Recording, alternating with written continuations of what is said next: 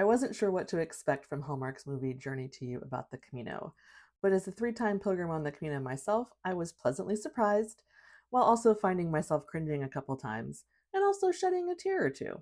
Today I'm going to talk a little bit about what the movie got right, what was a little too Hallmarky for me, and what I hope people will take away from this about the Camino itself.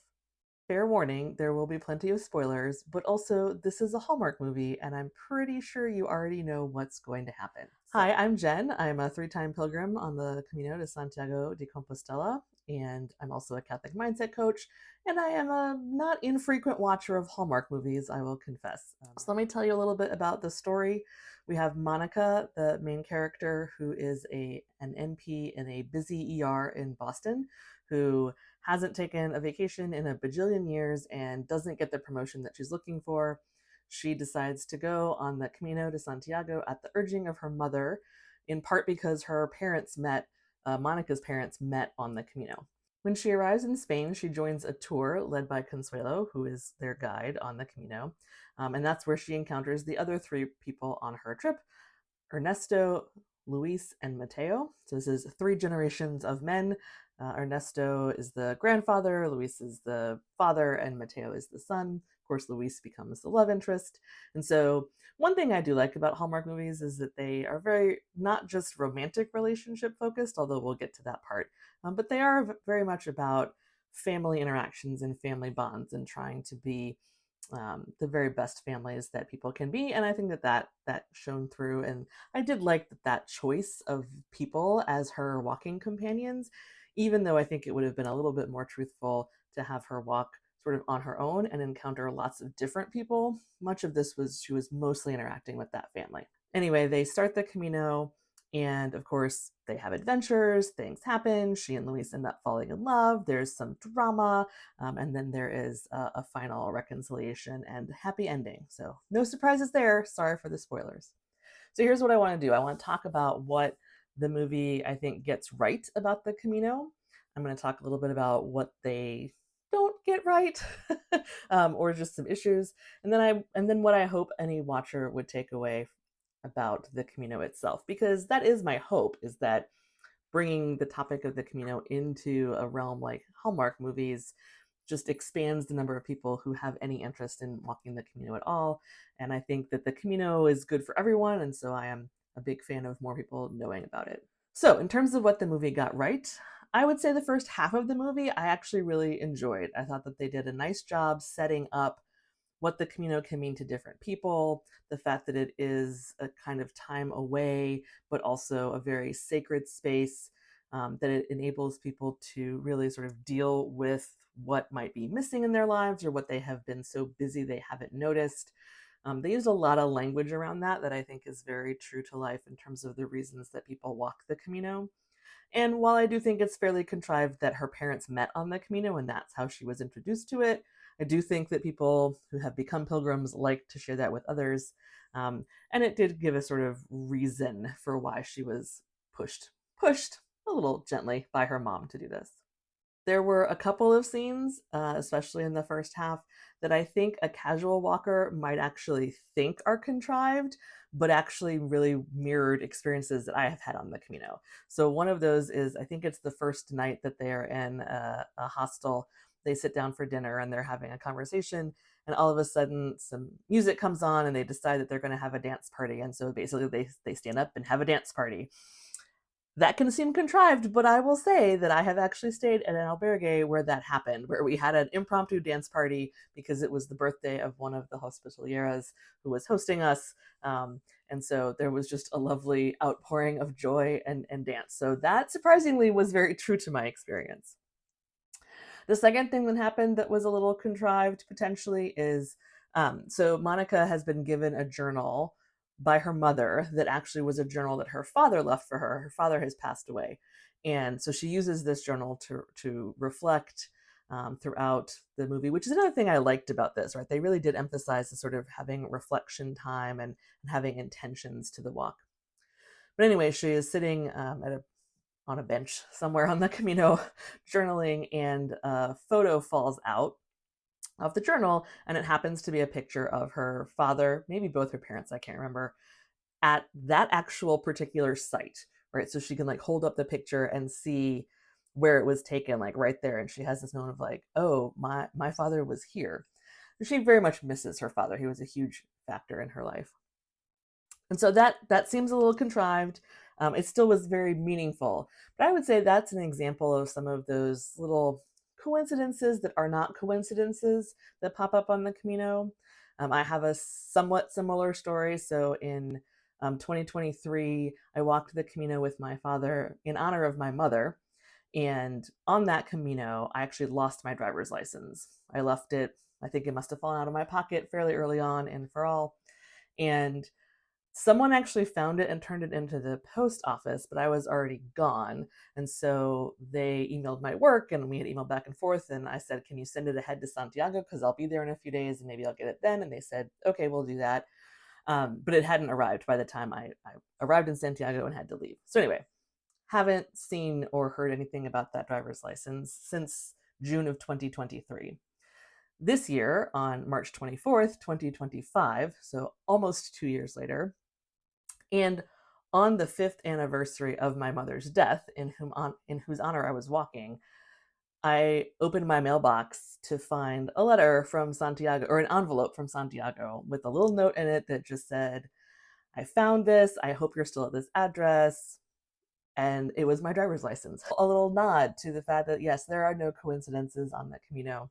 And so that's something that I think the movie, it almost seems too good to be true, but those kinds of special moments, I was really glad that they sort of wove a little bit of that in, to give sort of a flavor of it's not quite the magic of the Camino, but the specialness and the sacredness again of that, right? These things don't happen randomly. This is on purpose. So anyway, glad that those things happened. The other thing I really liked was at the very end. So Monica ends up walking not just to Santiago, but to Finisterre. And she has this lovely reflection while she's looking out at the ocean, about how in the walking and in the experience of the Camino, she felt grateful for all the different ways that she was able to see God in the kindness of strangers, in the beauty of nature, and even in the pain of the walking. And that it really enabled her to just recognize that God is always with her. And I thought, yes, that is one of the major things that I think it's sort of natural to get out of the Camino.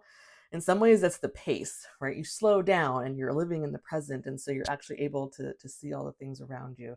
But it's that attitude, I hate the phrase, but it's that attitude of gratitude. But it's recognizing that you are not alone, even when you might feel it. And that God is all around you if you know what to look for. So I thought that they tied that up well at the end. That was a very sort of heartfelt prayer that seemed very true to the Camino spirit. A few things that felt contrived that I think are actually very contrived and do not have resonance in my experience of the Camino. My favorite that actually made me laugh out loud. So there is a moment where Monica leaves her journal behind accidentally and doesn't realize it until the next night. And so she is very upset. And Louis says, well, we can go back and get it. And she's like, it's too far. We can't go get it. And so he says, wait, I'll be right back. And in most scenarios, most people would go call it a taxi, right? Or an Uber. But he goes and finds a horse.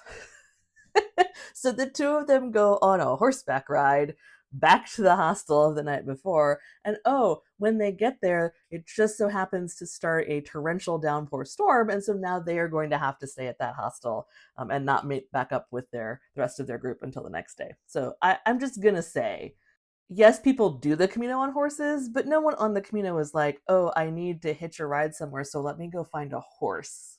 Like, Spain is not a country that doesn't have taxis and Ubers. So that felt really contrived to me. And then a similar thing, it was definitely a nice gesture, but one of the things that Monica had mentioned to Luis was that she had once enjoyed taking a pottery class. And so when she's looking for a souvenir for her mother, and they are staying in what ends up being his original hometown, because his family is originally from Spain. And so he takes her to a pottery place and so she can make a souvenir for her mom. Now, I love me a good pottery class. I I appreciate pottery for the same reasons that Monica talks about appreciating pottery in terms of the sort of creativity and being able to let go of perfection.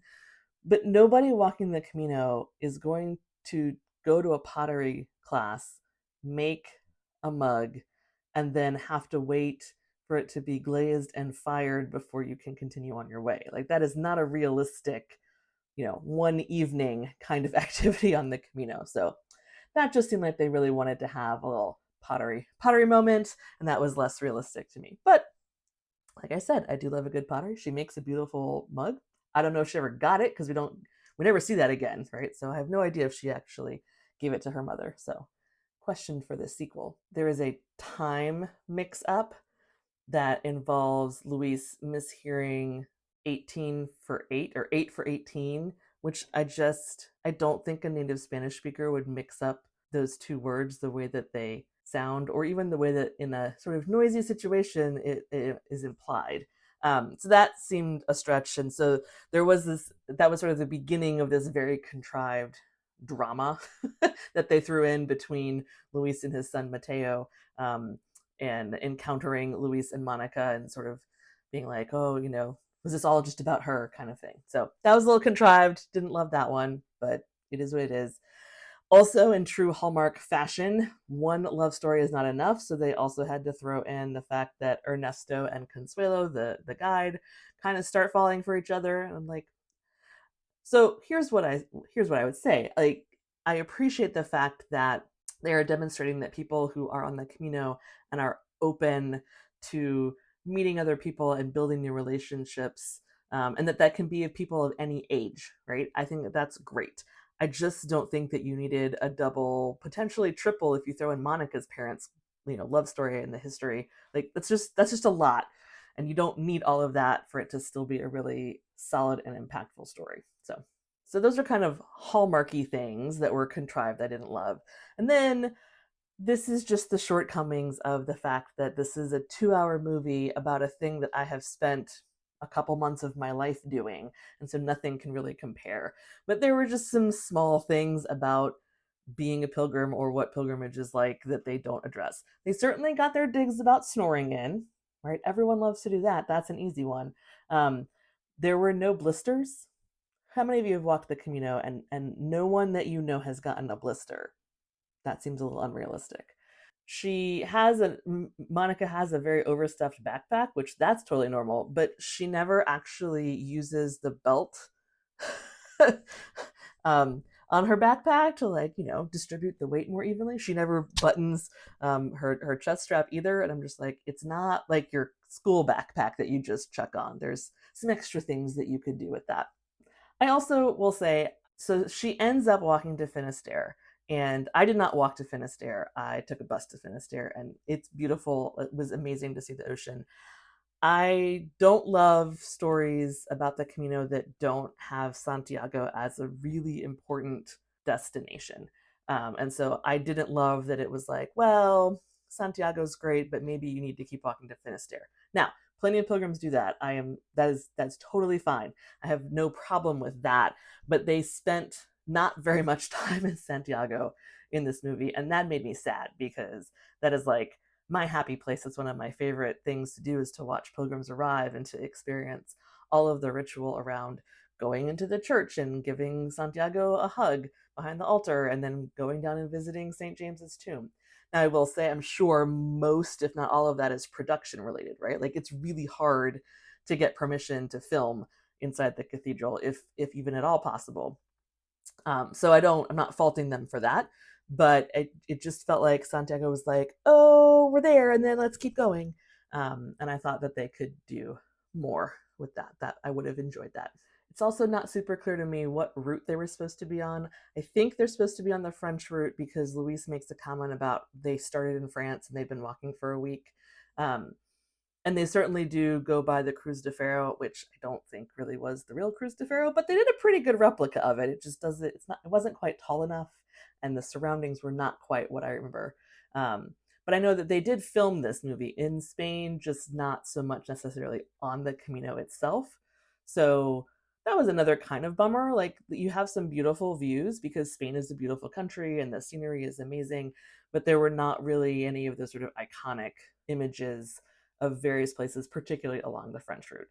But also, when she arrives in Santiago, the way that she approaches the cathedral is totally not the way that you would approach it if you were on the French route. So that's just one of those little things that would bug me, but it's really fine. Like she got there from one of the ways that a route would show up in the plaza. The one other thing I'll say in terms of what they kind of missed was really like the physical nature. So this kind of goes along with the blisters. I mean, again, they mentioned the snoring, but like the Camino is just walking, but it's hard and it can be really tiring. And I know that that's hard to do in a movie, and it might be a little too much to ask. This was my main um, comment when my family and I went to see The Way with Martin Sheen after I got back from my first Camino, and my family liked it, and they asked me what I thought. I said, I mean, it was pretty good, but there were not enough blisters and there was not enough walking, and so this is like even less in this particular movie, but it's fine. What I really hope is that watching this encourages people to investigate more about the Camino and to actually see themselves able to do it. So I think that's more my slight worry, is that people will get excited by it and not have as realistic a sense of the physical nature of the Camino. So please, if you haven't gone and you're planning, do some training, like plan a little bit, have some idea of your capacities and your strength. But people of all different fitness levels can do this. Don't get me wrong, but not necessarily without blisters and without sort of that lovely ibuprofen, that Spanish ibuprofen, which I still have a good supply of because it's some strong stuff. Much like Monica herself does a lot of journaling and reflection, if you're planning to go on the Camino or about to walk or have gotten back, I put together a free Camino reflection guide. The link is in the description below, so please feel free to grab that, just as a way to have some questions to prompt you to consider what it is that you were doing on the Camino, or what you have learned, or what you hope to learn. So I really did appreciate the emphasis on reflection and having intention to the walking of the Camino. I thought that this movie did that really well. Overall, one of the themes of Journey to You is that the Camino gives you what you need. It may or may not give you what you expect. And I think that actually is in some ways true of my experience watching it. It reminded me of some of my favorite things of the Camino. And while it is a Hallmark movie and it does have an emphasis on romance, and there are some contrivances and sort of drama that is manufactured to make things end up, I still think that they did a nice job and a realistic and true job. And like I do think that they treated the Camino as almost its own character, which really was what I was hoping, right? That they gave it the space and the weight to be more than just a path that these people are walking. Like it has a history, it has a meaning. Ernesto, as the older gentleman, has some ideas about, what a real pilgrimage is, or, things you have to do or not do to be a real pilgrim. And I have a lot of sympathy for that. I mean, I think I have some strong opinions about that too. But I also know that what ultimately matters is that people hear and respond to the call of the Camino, because the Camino and God will reveal what it is that they need to know. So if this movie does nothing else other than get people interested and excited in the Camino, then I think it's a success. So overall, I would say I'm not exactly gonna like run out and buy this movie or make sure that I watch it every time it's on the Hallmark Channel, but I also won't turn it off when it comes through. And I'm not mad about it, right? I think that it actually, as Hallmark movies go, um, I don't think that the Camino falls into the same category as some of the more typical tropes of like, I inherited my parents' Christmas tree farm, right? Or I need to save the candy cane factory, or I need to just check my job and do it. I mean, she's taking a vacation. She is not at a total breaking point in her life. But it's the emphasis on openness and searching and being willing to look for God and trying to listen to what he's saying. Ultimately, the real Camino is deeper and harder and better than any movie can describe. So I hope that this movie inspires you to go on your own Camino if you have not before. And if you have, maybe it inspires you to go back. But either way, I wish every single one of you a buen camino. See you on the way.